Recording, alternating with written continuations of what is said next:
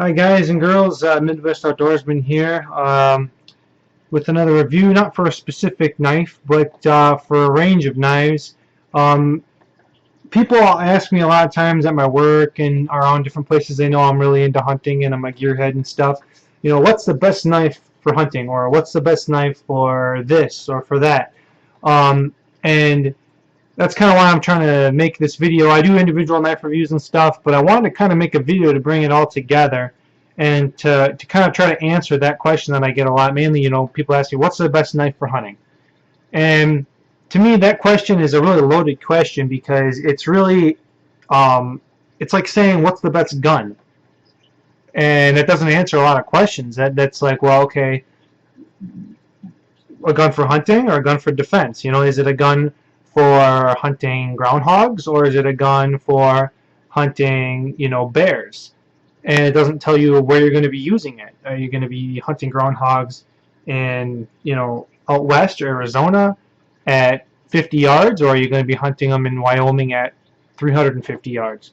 So there's a lot of variables that go into picking equipment, and you also have to just ask yourself, what kind of guy are you? Are you the kind of guy that I want to have one knife that will handle absolutely every single thing that I could possibly come across? It might not do every single job fantastically, but it will do all those jobs, and it will do a decent job, and it will last. You're maybe the kind of guy that says, I'm willing to spend the money on one knife to have a good knife that I can use all the time for everything, and that's it. Or you might be the other way. You might say, well, I lose stuff all the time, or I lend stuff to my buddies or my kids. I don't want to have a knife that if I'm going on a boat trip, somewhere hunting islands on a river for deer, and I drop my stuff in the water, I don't want to have to, replace a $500 knife or whatever. You got to take all that stuff into consideration.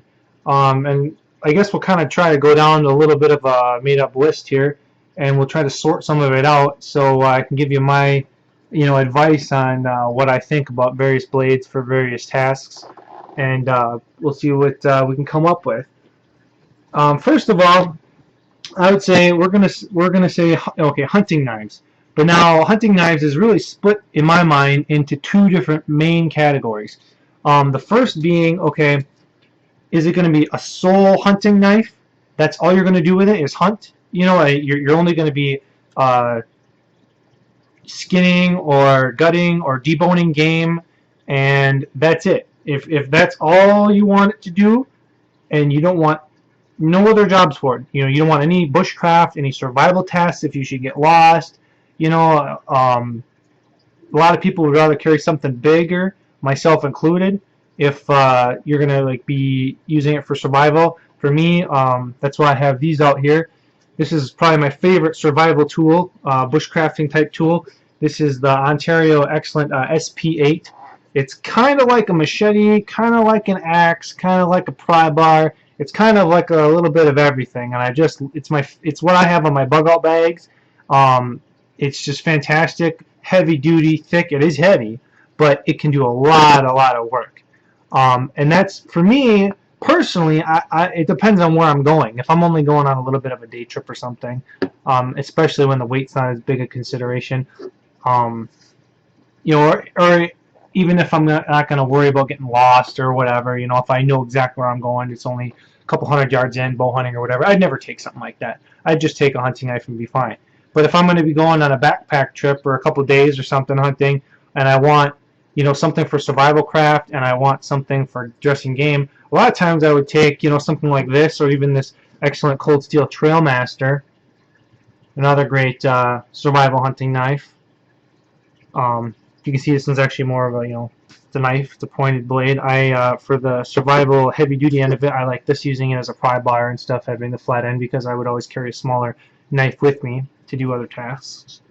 But I like you can team that up with a smaller knife and be good to go. You can use your smaller knife only for dressing your game, and then use your bigger knife for everything else. Or you might want to go up a little bit, and it depends if you're going to be skinning or deboning. Because here in Wisconsin, a lot of times, guys, you're not even skinning or deboning your game where you shoot it. All you do is you shoot the animal, and all you gotta do is gut it out, and drag it to the truck, or even go get the four-wheeler, throw it in the back of the truck. And a lot of guys don't even process their own meat, and they take it into a butcher, which is fine. Whatever, everyone has their own way of doing stuff. So you don't even need a knife that's going to skin and debone. All you need is a knife to slit the belly open and reach up in there, cut the diaphragm, cut the windpipe, and get the guts out. And I would recommend a saw, obviously, for the pelvic bone. But that's all you need to do is get the guts and the internal organs out of the animal. That's all you got to do. You don't have to skin it. You don't have to debone it. You don't have to nothing. You're just going to throw it in the back of your truck and take it in, or you're going to do it at home where you can have all your other knives and stuff, your butchering kit at home. You don't even have to worry about that.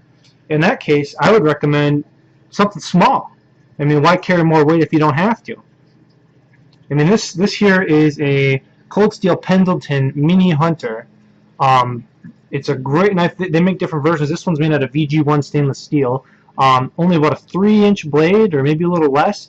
It has a nice rubberized Crichton handle. But think about that. If that's all you're going to do is slit the belly open, reach up in there, cut the diaphragm, you'd actually want something smaller. You can fit this in the palm of your hand, put that finger right there. I mean, you can reach all the way up into game, and I actually will do a better job than any of these other knives, if that's all you want to do.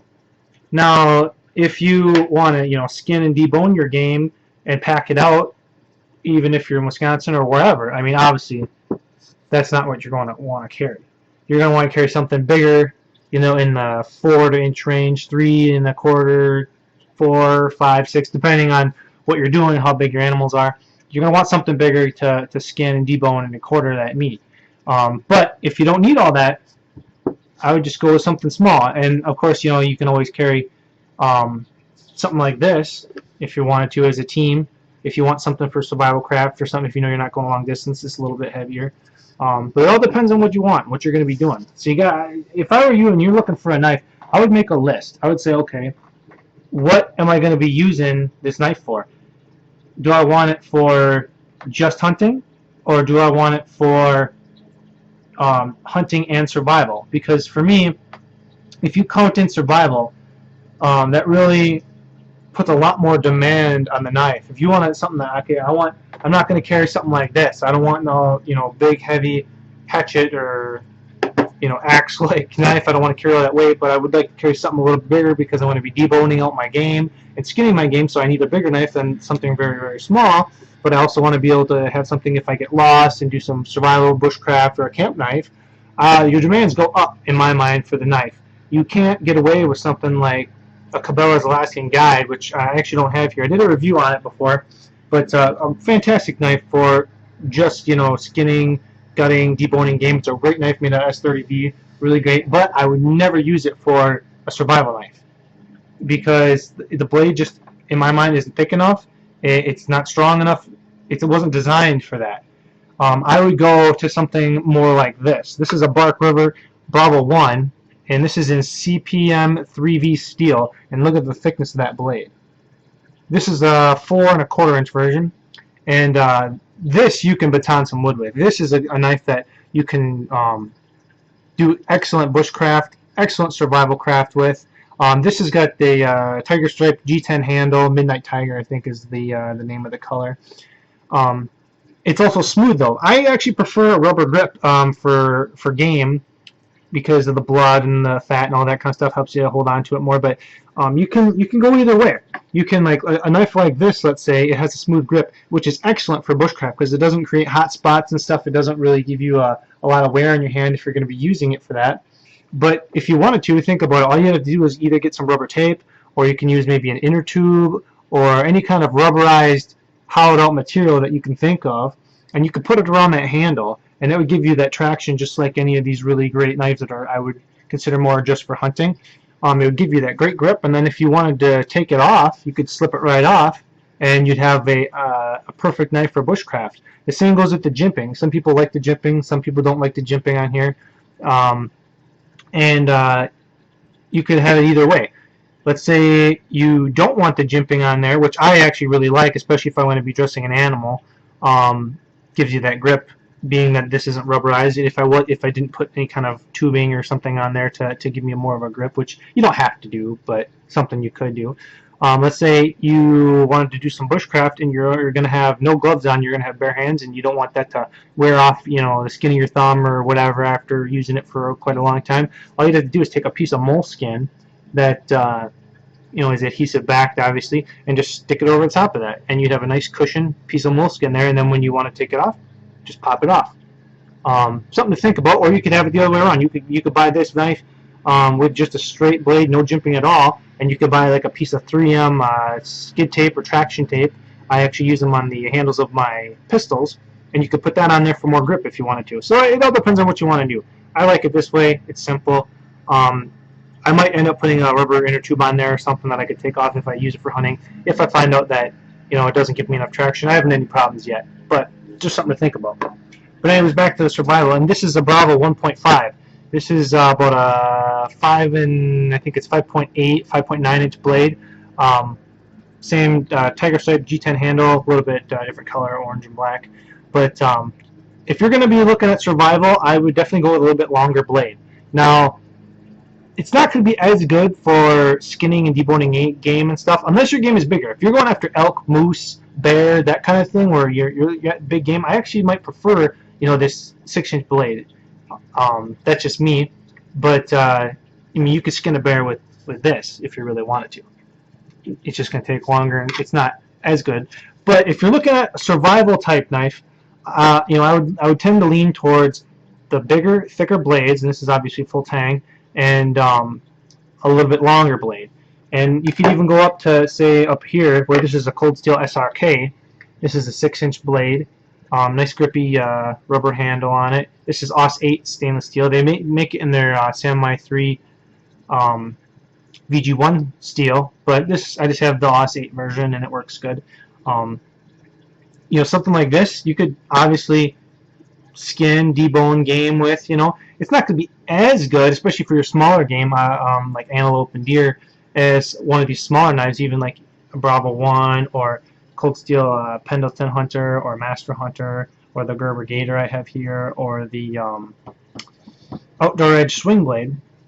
But if you're looking at survival, something like this is definitely what I would recommend. Something with a little bit longer blade, a little bit thicker, a little bit, it's going to withstand more force if you're going to baton wood, that kind of thing. So it's kind of a game of, do you want, large survival blade, or a medium blade that will do everything, but it won't do everything super well. It'll just do everything. Or do you want a small blade? These I would consider more just for hunting. But that's what I would recommend if you're looking at something where you want one knife. You don't want to carry a really big knife and a small knife. You don't want to pair it. You want one knife to do everything. And if you get lost or you're going to do some camp stuff or some survival craft, I would recommend going with a bigger blade. And right now my recommendations would probably be something like a Cold Steel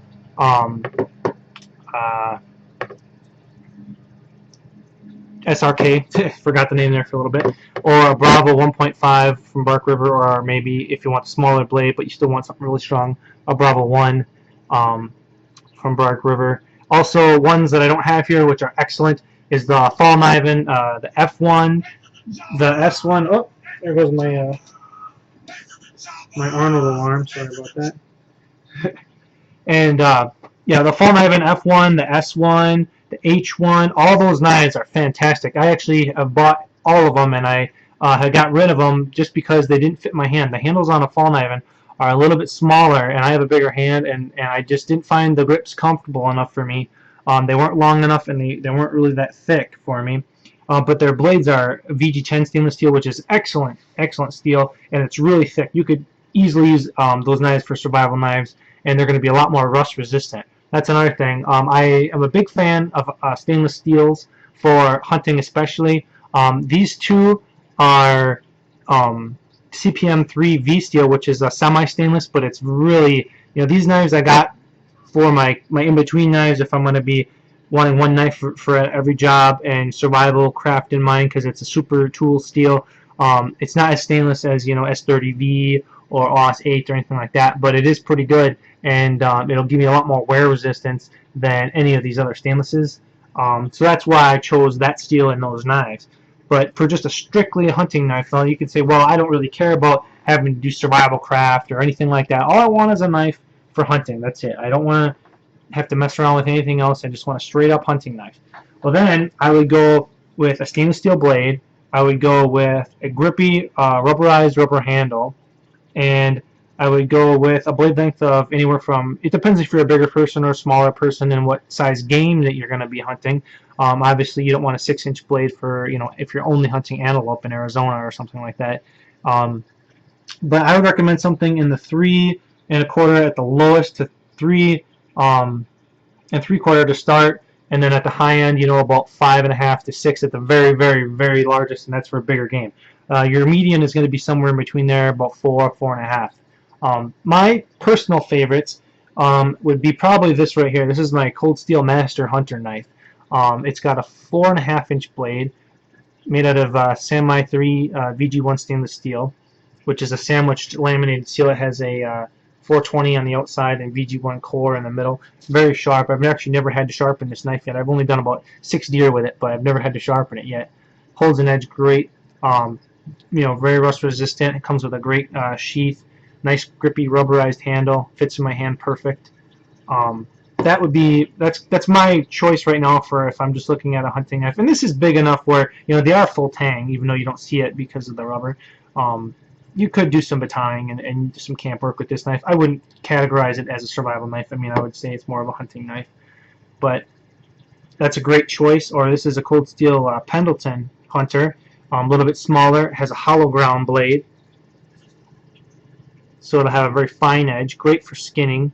A little less durable on the edge there. It's a VG1 steel, but being that it's hollow ground, it's going to be a little bit more prone to chipping and that kind of thing than the flat grind of the Master Hunter.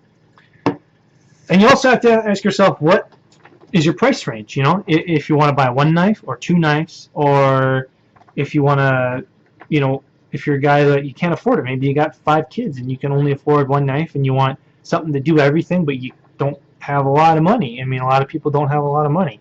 Obviously, you can't buy a $600 knife or something like that, and you don't have to get good performance. Something like this right here. This is a outdoor edge swing blade made out of AUS 8A steel, stainless steel, and this is a fantastic knife for about $50 on Amazon. Has a nice grippy rubber handle, and it's actually one piece. It swings out, and it's got this great skinner blade on there for going up through the belly when you're gutting out a deer, or also skinning it, especially if you're doing trophy stuff. I use this knife a lot. I've really, really been impressed with it. The steel is really good because the heat treatment on steel is almost as important as what kind of steel it is. And they do a great job with this steel. And especially, I shot a nice buck last year, and I was caping it out and stuff. And I have, these knives here are $250 a piece. They're expensive. And I use this because this thing works so well for going up the backside of the legs, cutting everything, making sure it's nice and clean and crisp. Thing works fantastic. And for only about $50, that's a great value. Good jimping on here, good blade shape, that's an excellent option if you're looking at a value hunting knife. I would not use that as a survival knife. It's not thick enough. If your life depended on it, you could try, but I would classify it more as just a hunting knife. Same with this Gerber Gator drop point here. Only about $35-ish on Amazon right now. I've used this knife for years and years and years, and this is made out of 420, or actually I think it's 440. I think they changed the blade steel. I got the older one. I think it's 440 high carbon steel. But holds a good edge, and it's worked fantastic for me. And for only about $35, just a strict hunting knife. I wouldn't say it's a survival knife, but does its job well. It's big enough to gut a deer and everything. You could skin it, you could debone it, you could do everything. A great budget option. If you want to step up a little bit, the Cold Steel Master Hunter, that's about $98 on Amazon. I think it's quite a bit superior because it uses better steel. I like the fact that it has a little more real estate on the handle. The sheath is way better, in my opinion. It's a Concealex plastic sheath. I got it around here somewhere. Let's see if I can find it for you guys. I believe this is it. Right here. You can lash it to your pack. You got holes here. I've also done a review of this knife, so if you want to check it out, I have a review of just this knife. It goes in there, clips in there nice. Has a nice snap on there. Plus, it's got snap and Velcro, so you can take it off your belt if you're going to go in to eat somewhere. You don't have to take your whole belt off. You can just snap the knife off and it comes off. But great option. About $100. So you're talking twice the price of this. So, and this is the Pendleton Hunter, and this is about, oh, let me think here. I want to say this is about $60, somewhere in that range. So it's a little bit, higher than these, a little bit less than this. Better steel than the AUS 8 and the 440 high carbon, or the 420, whichever version they're having in the Gerber. Better steel with the VG1. I like the sheaths better, but it's a different blade shape, hollow ground, and for a lady or somebody with smaller hands, this actually would probably be a way better knife for them than something like the Master Hunter, which is a little bit bigger. I'm a bigger guy, about 6'4", 200 pounds, and so a bigger knife. I actually can hold this knife comfortably, but it is on the smaller side. Something like this, I got plenty of real estate with. So just another thing to take into consideration. Your size of your game. If you want something for smaller game, like I said, antelope or even small deer, if you're never going to hunt anything else other than those smaller species, something like this, 3 1/4, 3 1/2 inch, 3 3/4 will be plenty of blade for you. If you want something that you're going to go out west, or you go out west every year, you something like bear, elk, moose, I would go up in blade size. This would be 4 1/2, close to Master Hunter would be great, or even something like the Bark River Bravo 1 with about a 6-inch blade. The fall knivings, any of the fall knivings would be good.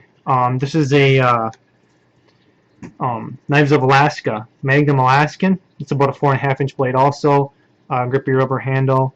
Not as thick as some of the other knives, but it is a great full tang knife.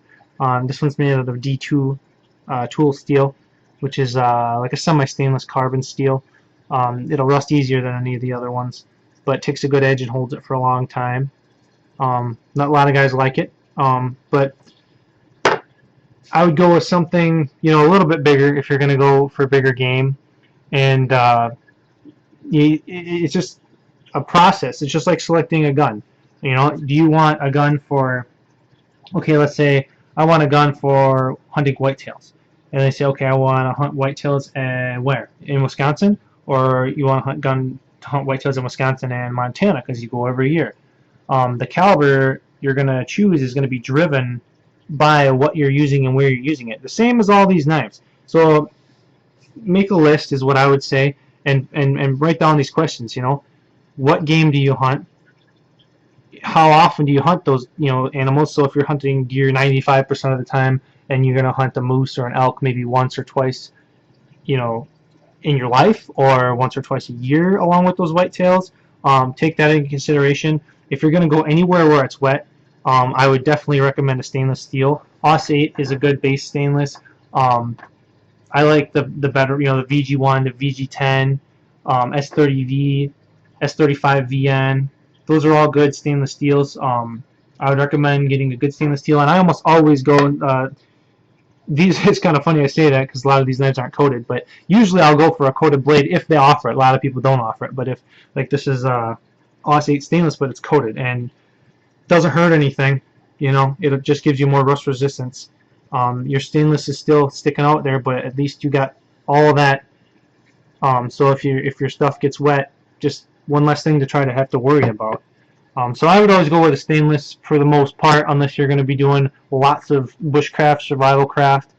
Then, like I said, I went with the CPM3V, which is still kind of a semi-stainless, but has more carbon in it and stuff for heavy-duty use on bushcraft tasks. So yeah, just make that list, go through what you all need, take into consideration your hand size, how big you are, where you're going to be using it, the animals that you're going to be hunting, how much you're going to be willing to spend, and also, like I said before, if you want one knife to do everything, or you can afford to have one knife for everything. Like this little mini Pendleton Hunter from Cold Steel would be another great knife for small game, like rabbits, squirrels, turkeys, pheasants. If you're somebody that likes to skin your pheasants or your turkeys, this would be fantastic. That's what I use it for too. Um, you don't need nothing like this, and it's actually cumbersome to use something that's a lot bigger. So, if you want to pick up one for small game and then pick up one for big game, it all depends on what you want.